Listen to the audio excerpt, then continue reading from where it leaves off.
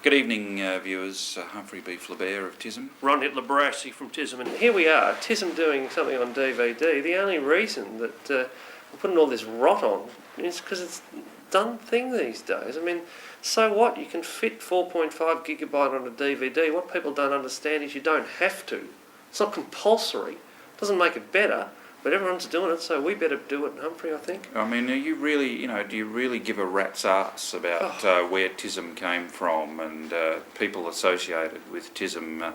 Do you expect us to, go out on location and film shots of us standing in front of the house we grew up in and all that sort of complete bullshit? Might as well get Fassbinder interviewing Jean Genet about Klaus Kinski's ball bag. If you find on this DVD anywhere shots of us talking to people associated with our past and walking around on location, I want you to take it back and demand a refund.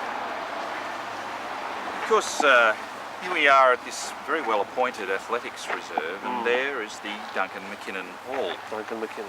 Which was the home of TISM's very first gig, which I do recall was quite an abject failure. It was, of course, our first and last gig too, Humphrey. Every gig since then has been a reunion gig. I think the fans who legitimately call themselves TISM fans are aware of that.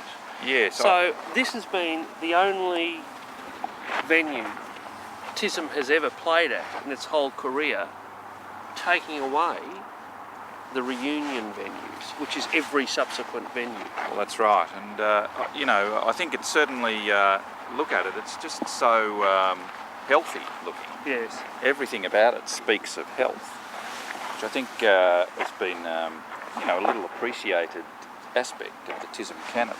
This is our Arden Street, is it not, Humphrey? This is our Brunswick Oval. This is our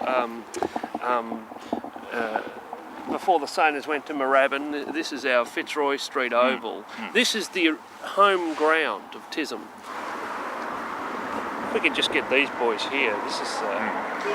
Jeremy, I wonder if we can just swing around whilst we're on here and just get those fellas there. Here we are. This is actually, in fact, the real members of TISM we've put behind us here in the shot.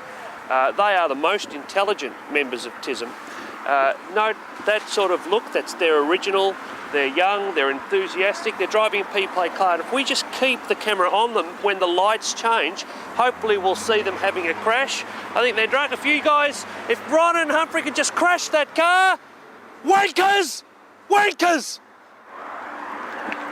Now, we're standing here, of course, on the corner of Heatherton Road and Springvale Road. Springvale Road is I think, the most busy road in the entire southern hemisphere, and that I think is that's the sort of place where art always develops. I think you find that busy roads are at the core of.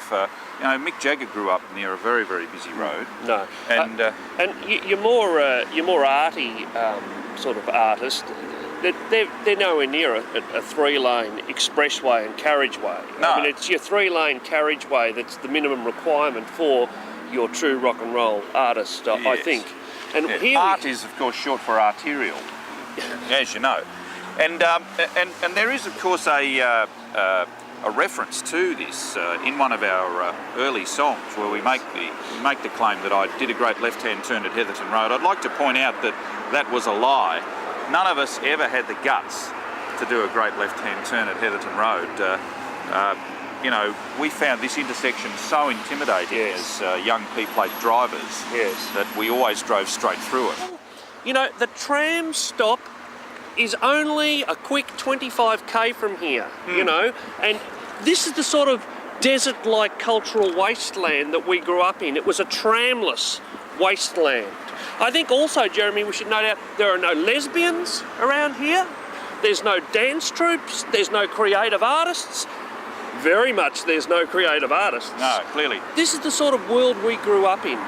Ron, I recall one particular evening, absolutely enshrined in my memory, of us running from the door of the dressing room at the very salubrious Barwon Club Hotel in Geelong. Oh yes, I know. Outside the building, along the footpath, to the sort of cistern-like stage door. So that's right. The viewers would have to understand to get from the stage to the stage door to the dressing room, you had to actually go out onto Geelong Road on the footpath. And we were running in single, in Indian file, as we were very, very expertly drilled to do in those days. And one of the locals happened to be walking along in the opposite direction, and had a crack at me. Lifted the elbow, much in a sort of Dippia Domenico style. Yes. I managed to avoid serious injury, and my lasting memory of that moment was the sound of knuckle, flesh, and sluicing blood as that local of Geelong encountered the man we refer to as Jan. Jan Wildebeest. Jan Wildebeest. Viewers, Jan Wildebeest and Andy South, the next two people you're going to see on your screen, have got the crabs. Geez, it's a real pain in the ass, working for a band like TISM. I mean, they're a great band and everything else, but on top of the, With all the normal equipment. all the normal equipment, the setting up for the show, the dealing with the actors and everything else, but there's just always that something over the top with TISM. Oh, those stupid ideas they have and drag along. They've always got some sort of concept, some sort of plan, some sort of... there's, the leaf blowers. Oh, with the tinsel wrapped around the motors. Yeah, but the tinsel... And the fumes, that was a good one. Yeah. that didn't go anywhere. Remember that clothesline we tried to fly around Australia? Yeah, that's right. That yeah. was good fun. That's still in my garage, in fact. Pub car parks, I think, are a big influence on our work. We are here in the Walsing Matilda pub car park. It's been seminally important, with the emphasis on the word seminal, in the development of... this is serious, man.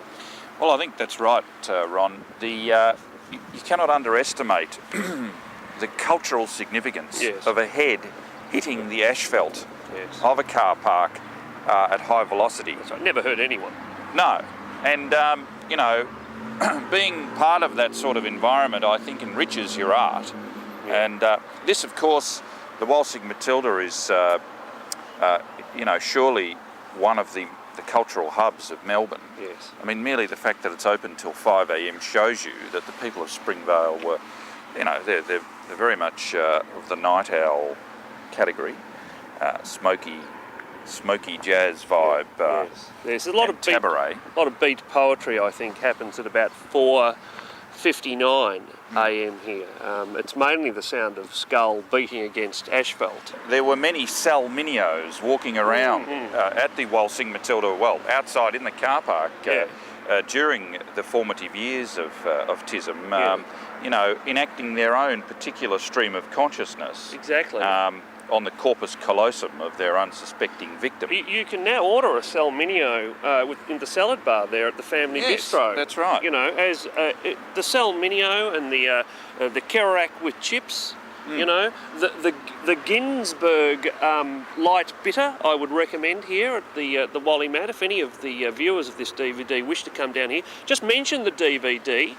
You won't get a cheap meal, but you will get a free skull fracture, not a fracture. No, a flacture is actually, that's how it's pronounced out here in Springvale. And only after you get one. Of course, Humphrey, we've never been here, have we? No. Humphrey, there's a lot of dribble being talked today. A lot of dribble. I know Jeremy behind the camera is getting a bit annoyed. He's gone out, he's gone up to Billy Guide's, he's bought a couple of mini DVs, that's $8.95 out of his own pocket. Yeah. We're wasting it. He's a good man. It all adds up, doesn't it? Really? It all adds up, and he's there and he's whining that we're dribbling on. So what do we say about the most beautiful economist in the world, who is the master of dribble, I think? Like, he's able to give that economic dribble at such a rate and with such rapid fire rapidity, as opposed to slow speed rapidity. Yes. That it makes one think, no wonder he was associated with TISM. Yes, I think the idea of seeing TISM through purely economic terms is a total furphy, because we're the band that everybody loves, but no one will buy their records. That's right. There must be an economic. It's the Yes, there must law be of diminishing returns. Well, I think that's right. No you know. return. It would be very interesting. I think we're in dribbling. In a That's it. hauntingly uninteresting way, to hear his view on that. The most beautiful economist in the world. Oh, look, if you put them in terms of the market that they operate, I mean, clearly they're what we'd call a dog stock. Basically, you've wanted to be a seller of them for a lot of years. There's been a few low tracking error funds that have had to hold them, but I mean, it's cost them money quarter in, quarter out. They had a great 2-quarter performance about the time they produced Machiavelli in the Four Seasons, but really it's been dud products ever since. And you've wanted to be well away from this stock. It really, frankly, stinks. They're still clearly a sell.